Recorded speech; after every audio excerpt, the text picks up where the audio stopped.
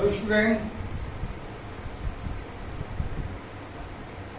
हम लोग जैसा कि आपको मालूम है चैप्टर 3 पढ़ रहे हैं हिस्ट्री के अंदर। और हिस्ट्री के अंदर चैप्टर 3 के अंदर सिकंदर की मृत्यु हो गई है ईरान के सूसा शहर के अंदर।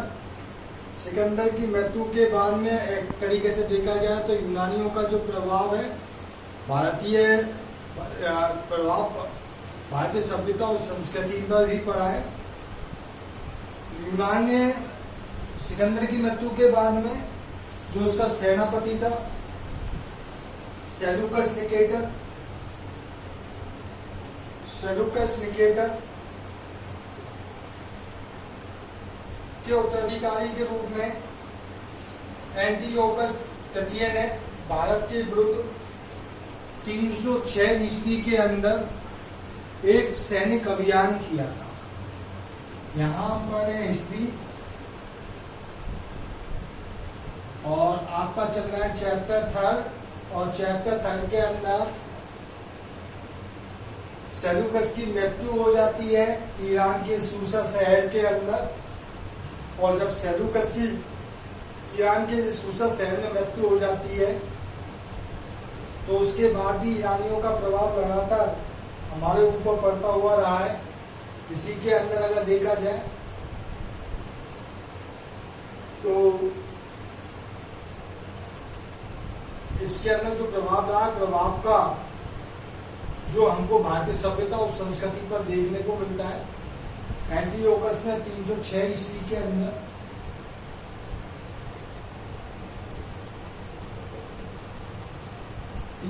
ईसा पूर्व में एंटियोकस ने एक अभियान किया और हिंदुकुश पर्वत को पार कर काबुल की घाटी को पार कर राजा सुवाक सेन से उसका सामना हुआ। इससे सामना हुआ है राजा सुवाक सेन।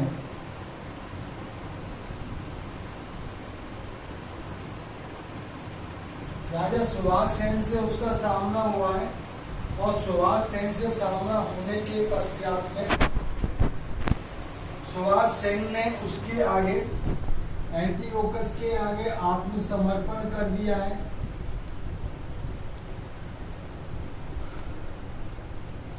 क्या कर दिया है?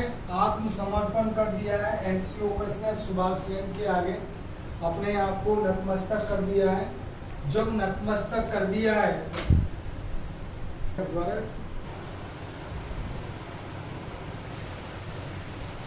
सुवाक सेन ने आत्मसमर्पण कर दिया है और आत्मसमर्पण करने के पश्चात में करना पड़ा। इसी समय भारत में बैक्ट्रियन यूनानी की शुरुआत मानी जाती है। और सुवाक सेन ने आगमन कर दिया तो भारत के अंदर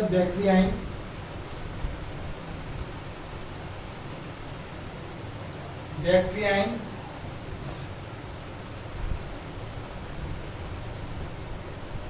यूनानी राज्य की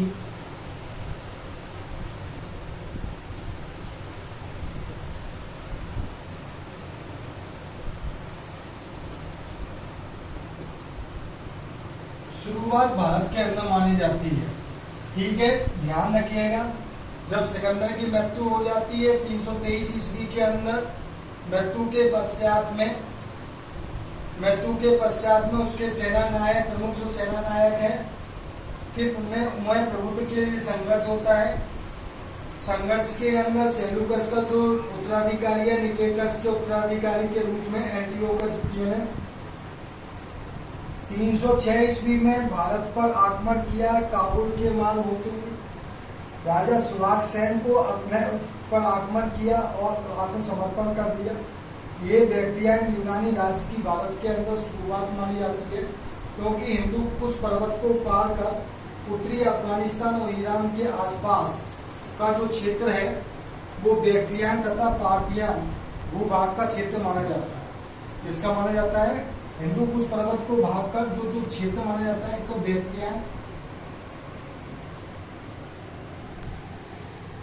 बैक्ट्रियन और बैक्ट्रियन एवं पार्थियन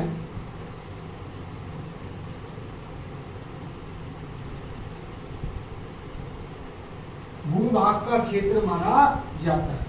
बैक्ट्रियन के क्षेत्र का पश्चिमोत्तर क्षेत्र का जो बैक्ट्रियन का जो क्षेत्र माना जाता है वो कौन सा माना जाता है? पश्चिमोत्तर क्षेत्र माना जाता है।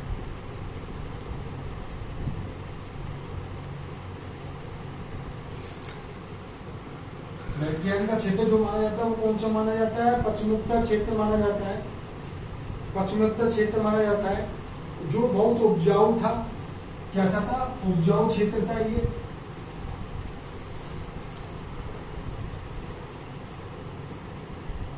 उपजाऊ क्षेत्र था और सरजब्द था। एंटियोकस जो था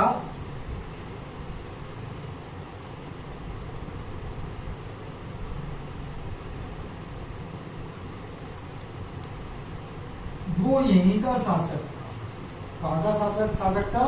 एंटियोकस यहीं का ही शासक था। और एंटियोकस जब यहीं का शासक था, यहीं बैक्ट्रियानी यूनानी, क्योंकि बैक्ट्रियन शाखा जिसने भारत के पश्चिमोत्तर को अपना आधार बनाकर अंत में जो भारत की संस्कृति के अंदर घुल मिल कर यूनान के साथ में अपना एक संबंध स्थापित किया, जिसको इंडो ग्रीक्स के नाम से जाना जाता है।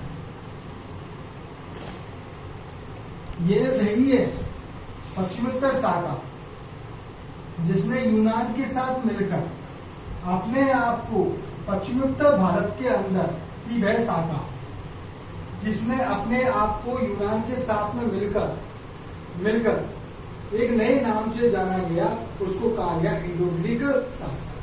एंटियोकस तृतीय के बाद डेमेट्रियस यूक्रेटाइज, बता देता हूं आपको एक बार लिख के।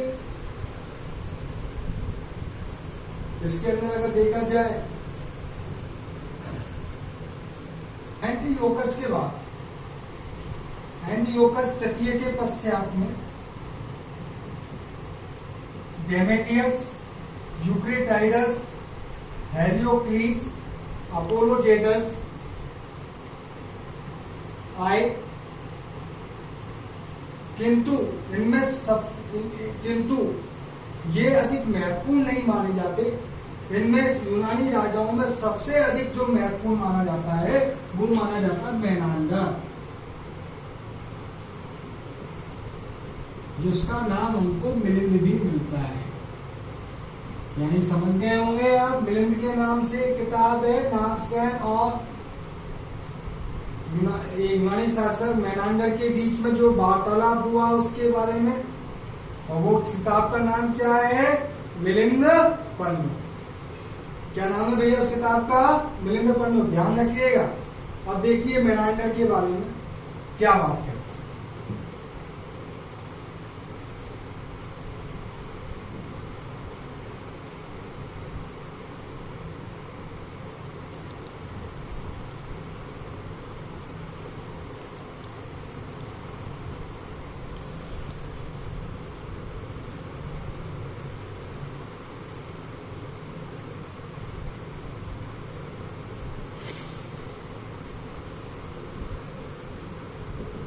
मेनांडर, स्ट्रेबो ने कहा है कि मेनांडर इंडो यूनानी राजाओं की सबसे महान शासक माना गया। किसमें?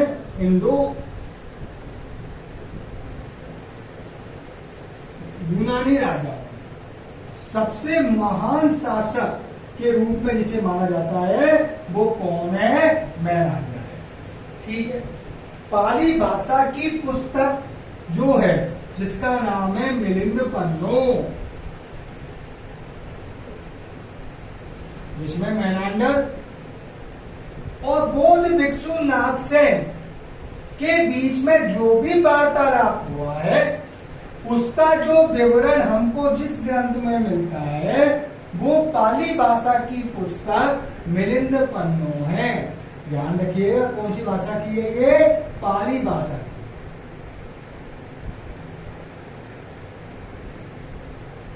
पाली भाषा की पुस्तक मिलिंद पन्नु के अंदर मिलता है। मिलिंद के प्रश्नों के अनुसार मेनांडर कालसी गांव में उत्पन्न हुआ। कौन से गांव में उत्पन्न हुआ था?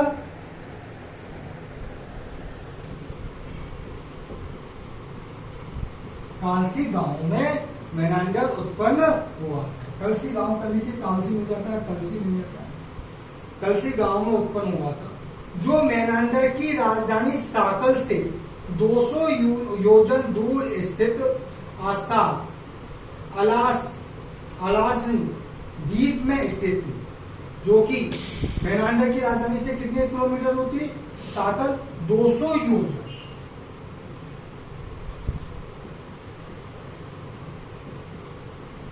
200 योजन दूर थी, स्थित अलासन द्वीप में स्थित थी। साकल पाकिस्तान का सियालकोट है। वर्तमान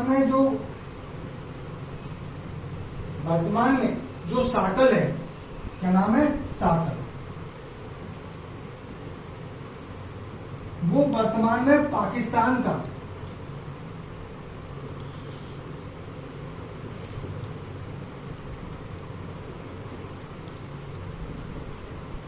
सियालकोट है। पाकिस्तान का क्या है भैया? सियालकोट है।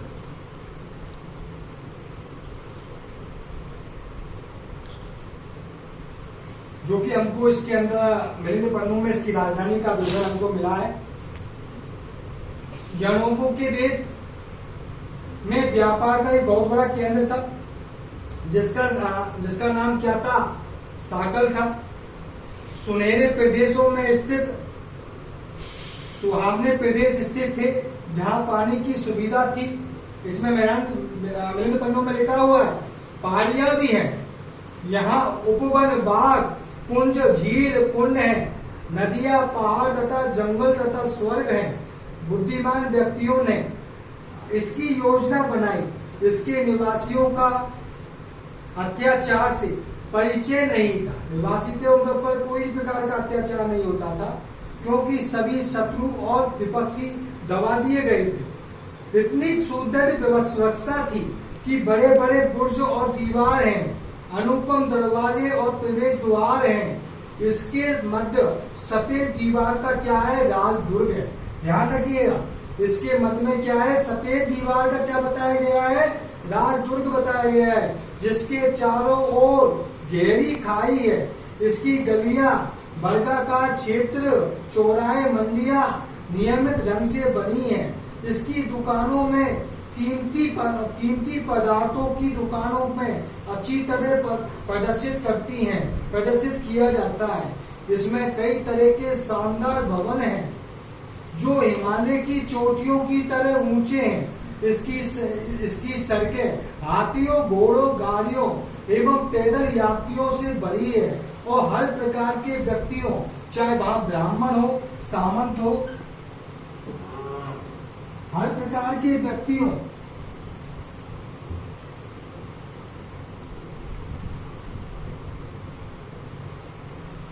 चाहे वहां ब्राह्मण हो, सामंत हो,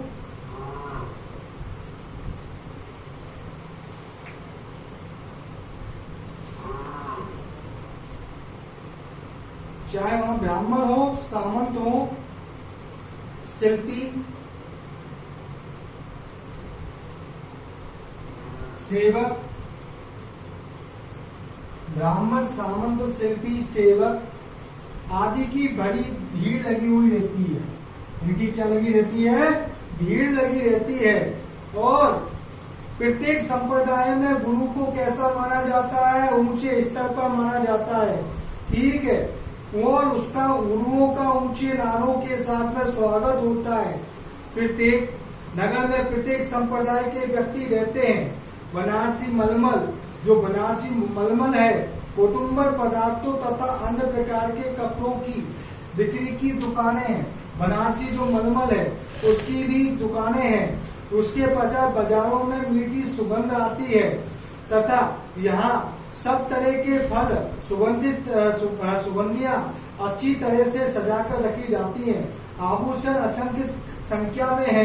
कला, हर प्रकार की कला के व्यापारियों की श्रेणी अपना अपना सामान सजाती हैं, चारों ओर फैलाती हैं। मिलिंद पन्नों में उसे एक राजवंश से संबंधित बताया गया है, लेकिन प्रतीत होता है कि साधारण व्यक्ति था। विवाह के कारण यह यूथिडेमस वंश से संबंधित है। डॉक्टर जेफसन का विचार है कि डेमेट्रियस की पुत्री अगेता क्लीजा या अगेता क्लीजा की बहन तथा अन्यों का विवाह हुआ। उसका पुत्र स्टेटो का प्रथम मेनेंडर की मृत्यु के समय नाबालिग था।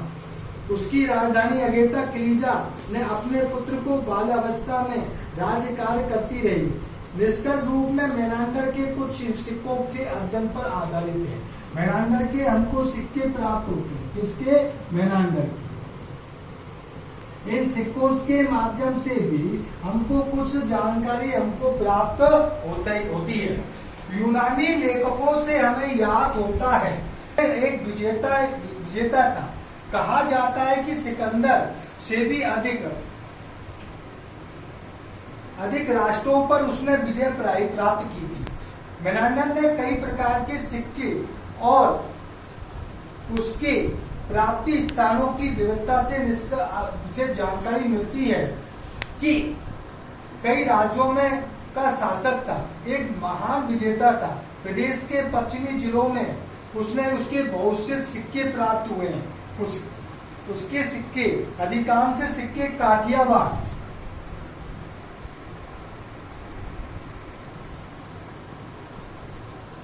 कहां से प्राप्त हो रहे हैं? काठियावाड़ से अधिकांश उसके सिक्के हमको प्राप्त हो रहे हैं। कहां से प्राप्त हो रहे हैं? काठियावाड़ से। पंजकोट तथा स्वात की नदियों के संगम पर 20 मील के पश्चिम की ओर स्थित वजीर जाति के प्रदेश से खरोष्टी अभिलेखों में एक मंजूषा के में रखे 2 वर्ग मिले हैं। इनमें एक अभिलेख मेनांडर के राज्य का उल्लेख करता है। जो खरोष्टी अभिलेख है वो भी मेनांडर के राज्य का उल्लेख करता है। शाक्य मुनि बुद्ध के अवशेषों को पूजा करने के लिए मंजूषा में रख दिया गया था। उससे पहले मेनांडर के एक सामंत व्याघ्रमित्र ने अपने पुत्र उसके पुत्र और प्रपुत्र ने प्रतिष्ठित किया। पेशावर प्रदेश और संभवतः ऊपरी काबुल घाटी पर मेनांडर का अधिकार के संकेत मिलते हैं। यानी पेशावर पे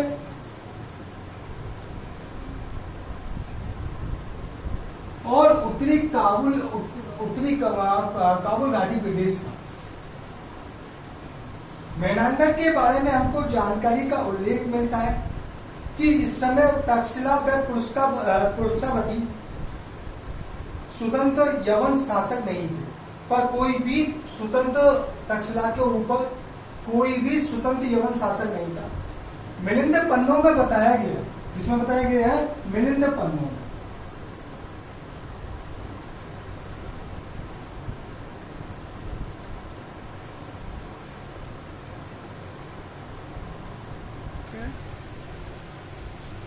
मिलिंद पन्नों में यह भी बताया गया कि मेनांडर क्या था? बौद्ध अनुयायी था। मेनांडर क्या था? बौद्ध अनुयायी था।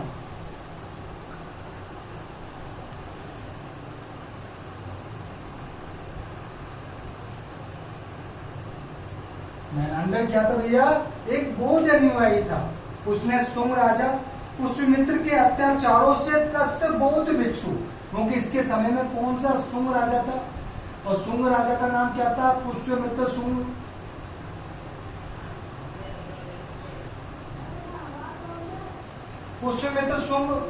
पुष्यमित्र सुंग में यह बताता है मिलिंद पन्नों में कि इस समय मेनांडर के अत्याचारों से बौद्ध भिक्षु क्या हो गए हैं? त्रस्त हो गए हैं, दुखी हो गए हैं। तो दुखी से होने के लिए और उनको मेनांडर ने अपने प्रदेश, अपने स्थान साकल के अंदर, जो उसका स्थान है जिसका नाम क्या है? साकल है। साकल के अंदर बौद्ध भिक्षुओं को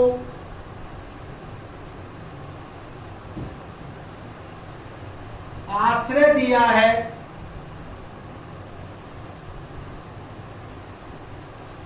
और आश्रय दिया है। दिव्यावदान में कहा गया है कि पुष्यमित्र ने घोषणा की थी।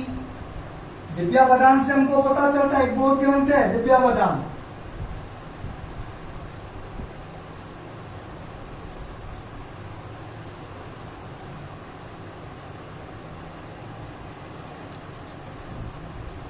दिव्या बदान में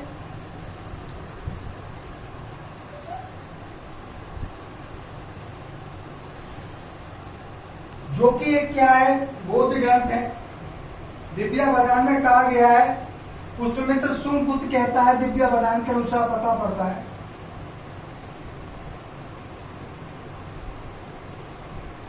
कहता है कि साकल जो मेनांडर की राजधानी है, मेनांडर में साकल को बौद्ध भिक्षुओं को आश्रय दिया है। मैं पुष्यमित्र सिंह ने खुद ने घोषणा की है कि जो व्यक्ति साकल के किसी बौद्ध भिक्षु का, साकल के किसी बौद्ध भिक्षु का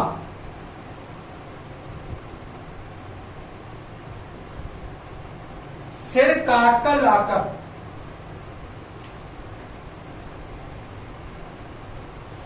उसे देगा, उसे वो 100 दिनार दी जाएंगे।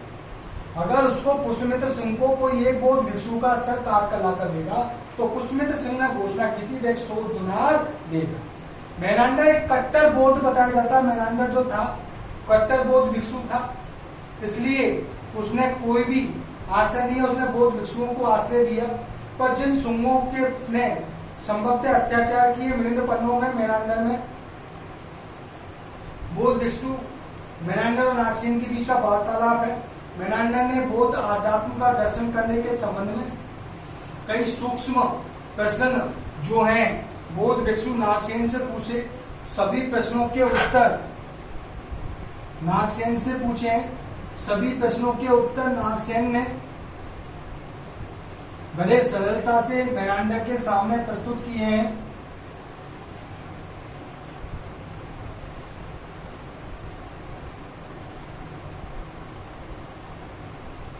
मेनांडर के सामने प्रस्तुत किए हैं, संतोषजनक उत्तर दिया है। विद्यमान एक मत से मेनांडर राज्य का डेमेट्रियस की मृत्यु के पश्चात मानते हैं, जो 165 ईसा पूर्व के में हुई थी।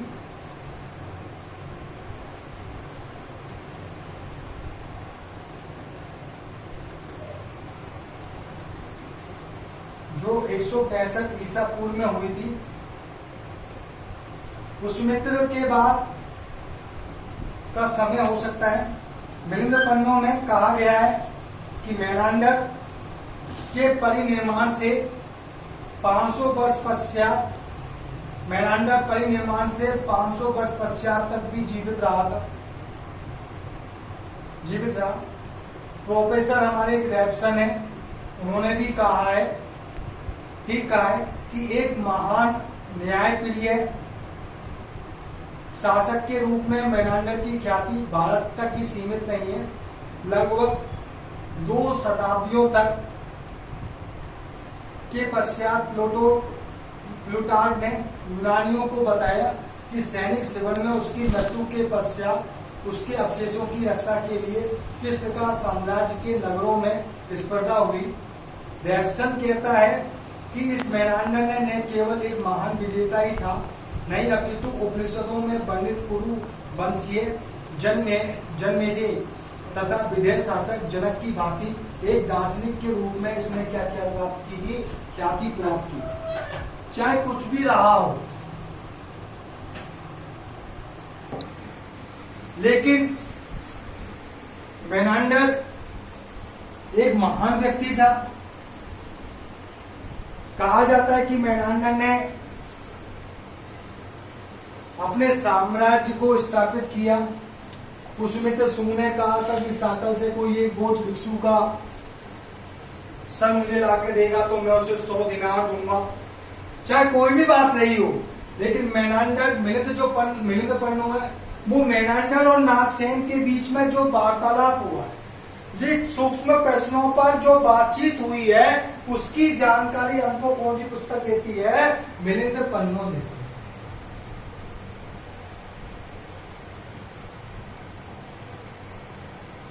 ठीक है, आज के लिए इतना ही। कल हम नेक्स्ट वीडियो पढ़ेंगे, नेक्स्ट टॉपिक लेके आएंगे, और आपके लिए जो नेक्स्ट टॉपिक होगा वो होगा यूनानी आगमन, उद्देश्य और प्रभाव, शक, सीतियान के बारे में पढ़ेंगे नेक्स्ट वीडियो हमारा। और एक बहुत अच्छा टॉपिक मिलेगा हमको देखने को। रोजाना टॉपिक पढ़िए, देखते रहिए। आपके सामने चैप्टर 3 चल रहा है, आपका तीसरा चैप्टर चल रहा है। 4 चैप्टर वो रह जाएंगे आपके, टोटल ऑफ 7 चैप्टर हैं आपकी बुक के अंदर। ठीक है, आज के लिए इतना ही।